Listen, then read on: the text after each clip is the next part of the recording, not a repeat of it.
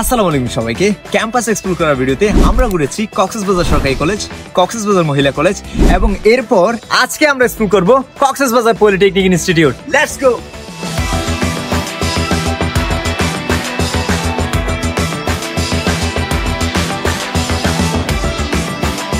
Polytechnic ইনস্টিটিউটের অনেকেই আমার ভিডিওতে রিকোয়েস্ট করেছিলেন আপনাদের ক্যাম্পাসটা একবার ঘুরে আসার জন্য।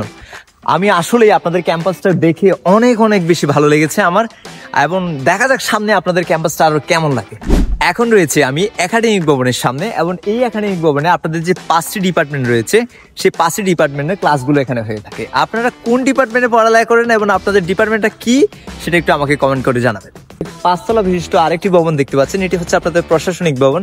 এখানে আপনাদের প্রশাসনিক দপ্তরগুলো রয়েছে, প্রিন্সিপালের অফিস থেকে শুরু করে নিরাপত্তার কাজে যারা দায়িত্বরত রয়েছেন এবং অফিস সহকারী হিসেবে যারা রয়েছেন প্রত্যেকটা মানুষের দাপ্তরিক কার্যগুলো এখানে সম্পাদন করা হয়।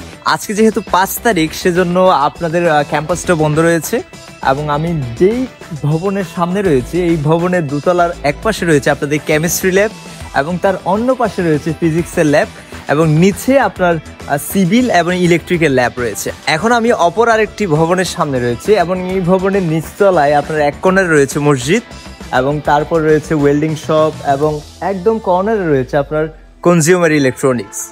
আর আমি যতটুকু জানতে পেরেছি উপরের দোতলায় হচ্ছে আপনাদের লাইব্রেরি, এবং ওই পাশে হচ্ছে আপনাদের কনফারেন্স রুম। যারা সিভিল ইঞ্জিনিয়ারিং পরে বিদেশে চলে যাচ্ছেন তাদের জন্য সিভিল টেকনোলজি দেখতে পাচ্ছি। আপনারা কি দেশে থাকবেন নাকি আইএলস করে বিদেশে চলে যাবেন সেটাও আমাকে একটু কমেন্ট করে জানাবেন।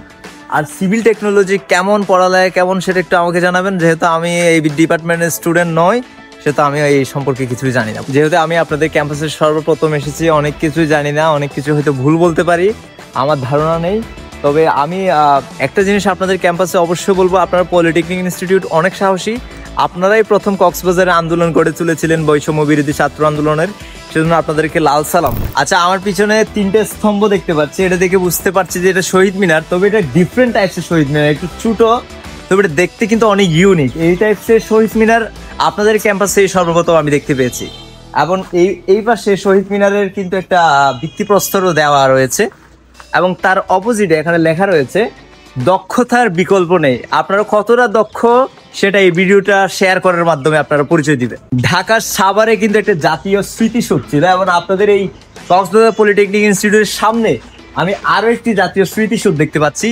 এই স্মৃতিসৌধটা কবে নির্মাণ করা হয়েছিল দেখে আপনাদেরকে একটা আমি প্রশ্ন করে গেলাম। আমার পেছনে একটি বাংলাদেশের মানচিত্র দেখতে পাচ্ছি, এবং এটা কারা নির্মাণ করেছে তাদের কোনো নাম লেখা নেই, যার কারণে তাদের নামগুলো আমি পড়তে পারছি না। আপনারা একটু জানিয়ে দিবেন যে এই মানচিত্রটা কারা করেছে এবং কত সুন্দর করে করেছে।